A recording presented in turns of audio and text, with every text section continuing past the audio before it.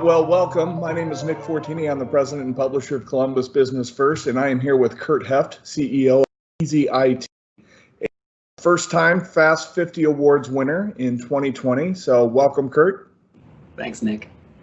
To get started, why don't you just tell us a little bit about yourself, Eric, and tell us about the origins of EasyIT?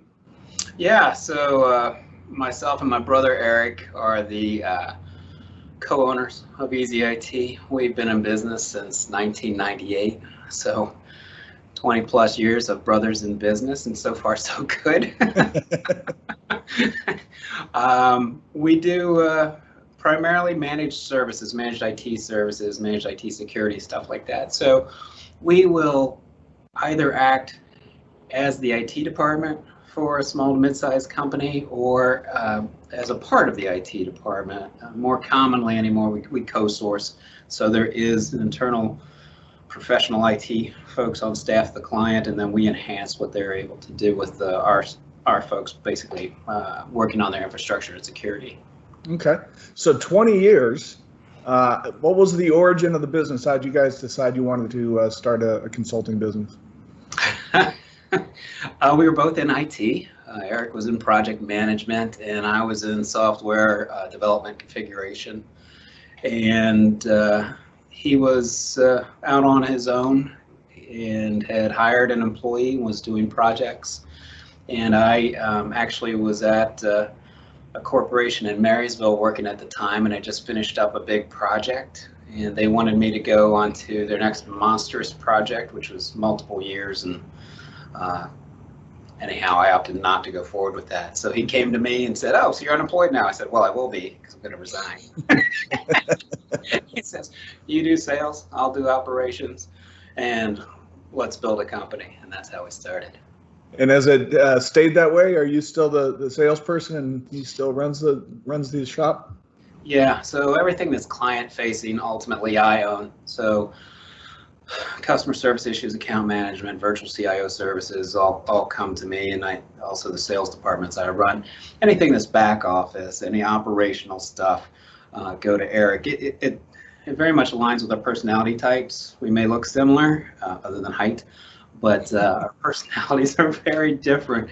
Eric will make lists, and he's very much an engineer, and as an engineer, he's gonna knock off every fine detail. I'm not the fine detail guy. I like to think broadly, and the world's more gray for me. It's not all black and white like it is for him. And so he runs things like this year we've been through our SOC, which is Service Organizational Control Audit. It's very detail oriented, very process oriented. That's all him.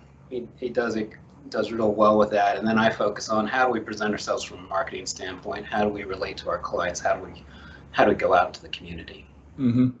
And so 20 years working with your brother, I'm sure you've had your ups and downs, but how do you make that work? I mean, that's not the easiest thing to do, to be a co-owner and a co-worker with a sibling. It's a fair question. We had a gentleman that worked with us for years, and he used to say, "I can tell when you're talking as business partners, and I can tell when you're talking as brothers." It's a very different dynamic. But mostly because we have our separate responsibilities, and he likes to do things that I'm not good at, and vice versa, it just kind of works itself out. And the nice thing about working with your sibling is there's no mystery. I know what Eric's going to do before he does, probably, and he knows what I'm going to do before I do. And based on that, there's a lot of trust, and that's huge in a partnership. Great.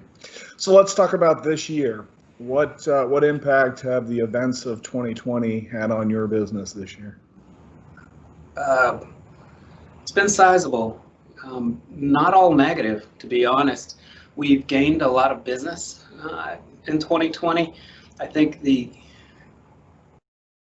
bar for your IT service organization is much higher when they have to suddenly support a remote workforce. And that caused a lot of Central Ohio companies to reevaluate how they're accomplishing their IT function. And therefore, we gained quite a few clients this year. And that's been wonderful. Our folks are stretched a little thin, I would say. even our older long-term clients, their ticket volume's 25% higher on the same book of business that it ever was before, just because of all the remote workers. And that's been tough. So we've then had to restructure our organization based on that ticket volume, based on the additional clients, so that we broke down our service organization into smaller focused service groups so that they could be more intimately familiar with a smaller set of customers. And we implemented that this year. It was on the plan, but certainly accelerated as just we got busier and busier trying to manage that volume. And then we've been adding workforce through this, which is also challenging when everyone's working remotely. It's easy to bring on a new guy who can sit next to your current employees and learn from them and build rapport and such. When that new employee comes in and you've just got a skeleton staff, it probably makes it a little harder for them to get up to speed as quickly. But we've worked our way through that. And then we've had to think more about how we solicit business. The old ways of going out and networking and such aren't happening much at this point. So we've doubled down on our marketing. We've changed our sales strategy. We try to be very much more value add in what we do and more consistent. For instance, when all this began, we tried to consistently reach out and just tell all of our clients that have all the employees that are working at home, think about this, here's a tip or trick for you, just make their lives a little bit easier. And that's been good. And then in general, our industry has just changed this year. It used to be mostly about managing infrastructure and keeping people working. Much more the focus now is on cybersecurity. The instance of cyber attack is up something like 400 to 600% this year. And it shows. Is that because so many people are working from home? That probably contributes to it, but I think in chaos, bad people see opportunities, and they're taking advantage of those opportunities to try to earn money from our clients. Okay. And it's been a trend for a while where attacks are going up, but when COVID hit, it really seemed to have spiked. Interesting. So we've really had to think security first now when we enter an engagement with a client. What are their people doing? Do they have the right processes? Are they well equipped with the correct technology? You have to have all those things for them to even be mildly defended. Mm-hmm. And then to have them understand that as a business, you have to defend every endpoint and every access point to your network and your data. As an attacker, you just have to compromise one. Once you start thinking in those terms, you're like, oh, I need to be very consistent in how I'm dealing with technology. And then consistency then is repeatable, can be improved, and you can get tighter and tighter security, so have less incidents. Is that a paradigm shift for some of your newer clients where maybe they're calling you in to do a task and you're starting with, well, we got to start at security audit before we even get to what we're going to be doing for you? It's now very much front and center when we always do an initial audit, a baseline of any new client. Now the primary focus is how secure are you and how recoverable are you? It was always part of it. Mm-hmm.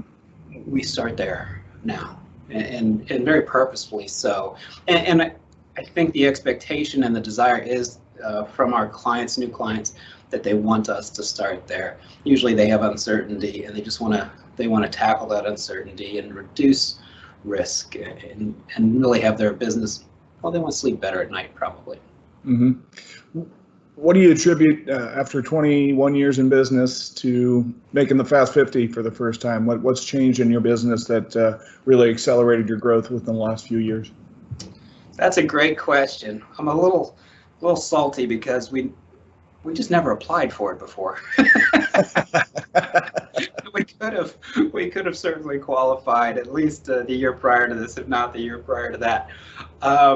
So that's one lesson to business owners: apply.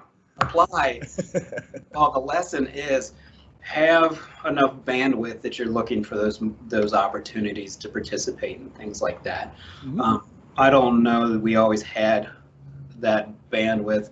Part of being an entrepreneur is you just have a lot of things on you, Mm-hmm. And then things that aren't necessary sometimes don't get done. So I now have just a better, bigger team. What really has changed in the last few years, I think, not just one thing, but a bunch of things. We have strong customer service focus and strong management in our customer service area. The teams really come together in a way that it just never had before over the last like 5 years. And that just feels wonderful to see, and I think it shows in how they perform. We've also been much more purposeful in how we go to market for sales and for leads, which has allowed us to grow our book of business. We've added smart point solutions for our clients, so we now have a slightly broader offering that we can go to market with. So I think it was just really having enough piece parts together that we can scale. It's not like we make widgets. Scaling a service business, I've always felt, is really hard. Mm-hmm. And you can only go at a certain pace or risk the wheels falling off. And I think now we just have enough. As you get larger, it actually gets a little easier to grow faster. Conversely, as you grow faster, as a percentage, you're growing slower. Yeah, that's right. Well, you touched on this, but how has your role changed? Obviously you and your brother are entrepreneurs. The first several years, it's basically diving at loose balls, doing whatever you need to do to get things done. But when you get to the kind of scale that you're talking about now, how has your role changed in the organization? What did you stop doing? What are maybe things that you're now doing that you didn't before? So it's about letting go of responsibility. We have a wonderful staff of engineers that really are the first line of technical success. We actually call them technical success managers for our clients. So they are really doing most of the legwork, most of the forward thinking for our clients. Those sort of things I don't get dragged into anymore. I'm just I feel myself, I'm more of a quality control person at this point. They'll come to me when they're like, how do I handle this, or is this a better way than that? And I can just input at those times.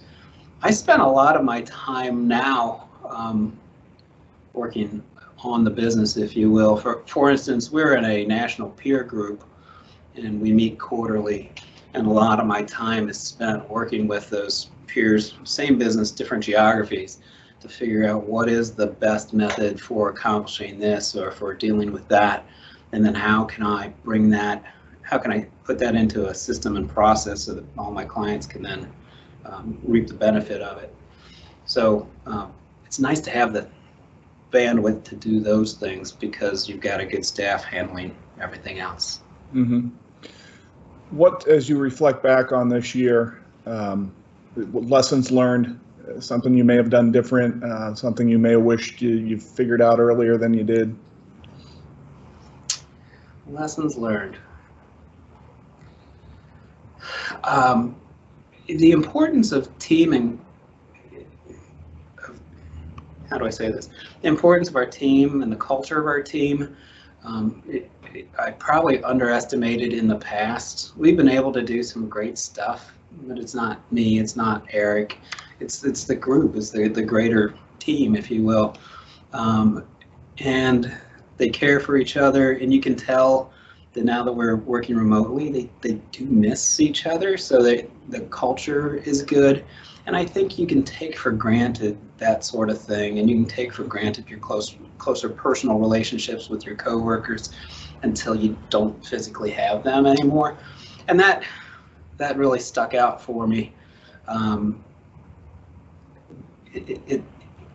We wouldn't be on the Fast 50 if it weren't for the efforts of this great group of people. Mm-hmm. And as you think back on the 20 years even, the whole journey, what advice would you have for someone who was, where you were when you were starting out, an entrepreneur that really feels like they've got something, has their legs under them and starting to grow? what's your advice to them? I think I would have two pieces of advice. Be real purposeful in the key people you hire. They'll make or break your company. And then as you're small, you tend to do everything with muscle and feel and grunt your way through it. But if you take the time to document how you do things, to turn it into a repeatable, improvable process, you'll be able to scale instead of being mired into being dragged into all the things across your organization, which stunts the usual small entrepreneur for quite a while until they figure out how to do that very thing. Mm-hmm. And in kind of thinking about the Columbus business community, what's it been like building a business in Central Ohio and in the greater Columbus community? I can't think of a better place.